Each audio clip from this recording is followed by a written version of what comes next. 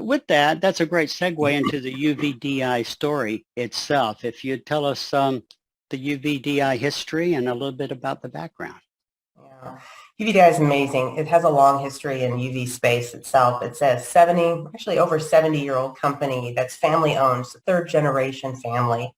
And starting in UV with water filtration, transferred over from water into air disinfection with an HVAC division, and then into the surface disinfection with the UVDI 360.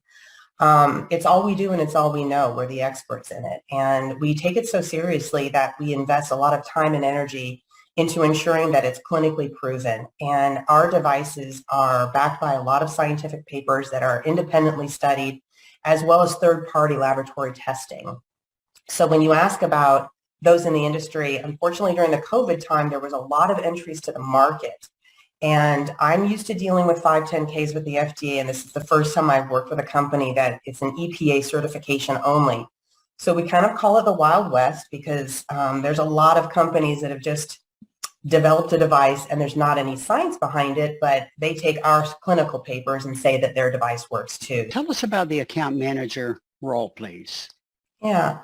So right now, the account managers are responsible for calling on the hospitals and the ambulatory surgery centers within their geography.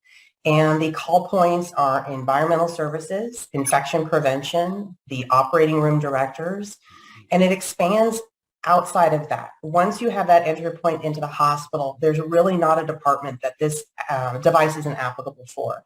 So we're talking about hematology, oncology, radiology, the emergency room, ICU, OB-GYN, you name it. Every single place in this hospital can utilize these lights. It's just a matter of getting enough in there that they can facilitate the need. What encourages or what makes a hospital decide to go with the UV route? What's the value added there versus traditional sanitizers and disinfectants? Yeah, that's a great question because a lot of people don't understand the need, and it is not a replacement for anything that's manually cleaned. We all know and identified early on that manual cleaning is only as effective as the person that's doing the cleaning. And I could be the best person in the world cleaning a hospital, but I'm only as effective as the speed that I'm working, and so I'm going to miss. And the averages are about 50% effective. So what do you do to counter the areas and the spaces that haven't been touched with disinfection? That's where the UV.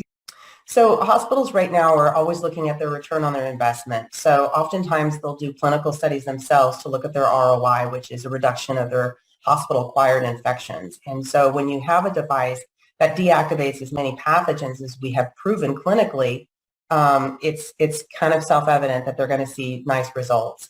Creating a safe, every single person in this company wears multiple hats. We all work extremely hard, but we all have this wonderful vision that we're driving forward with, and we all have a passion to do great by UVDI because he's such a wonderful man to work for. People have been here over 30 years, and you just don't hear about that these days. Money is always important. So what I want anybody watching this video to know is that there's a solid base salary, good benefits. There is a vehicle allowance that is very generous. Now, commissions. If I understand correctly, now, not everybody has done this, and it might not be in your first year, but didn't someone last year between salary and commission make over $300,000? She did. She did. Mm-hmm. So, and the average was what, 130,000 in commission, something like that? In commissions, yes, and then their base salary on top of that. Exactly.